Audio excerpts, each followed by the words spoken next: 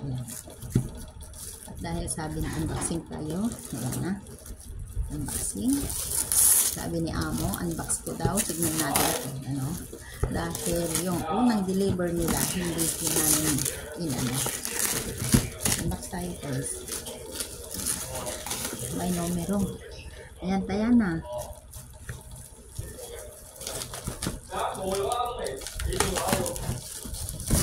Ano kaya to? Guys, ano to? Anong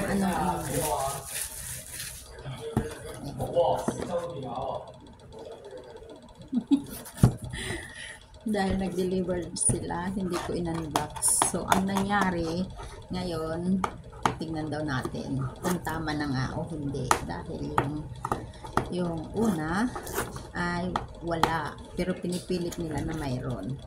So, guys.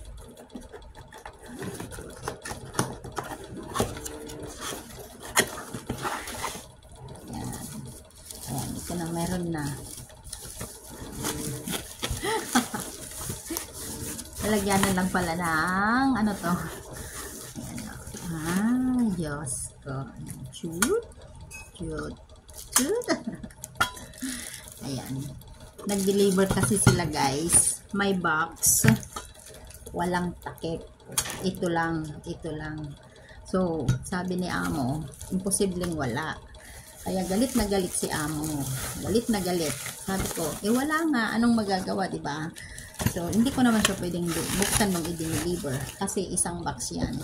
Isang package na may toilet bowl, may sink, may lahat ng accessories ng toilet nandoon. So, kasali yan. So, nag-deliver sila walang takip. So, ayan. Nireklamo ni Among babae is hindi nila in-honor. So, nung kinausap nila ako, sabi ko, wala talaga. So, ang mga worker, alangan namang iuwi nila. O, diba? Aanhin nila yon. O. Kaya, yung kumpanya na nag-deliver ulit. Sabi ko, bubuksan ko na, titignan mo, hindi daw pwede.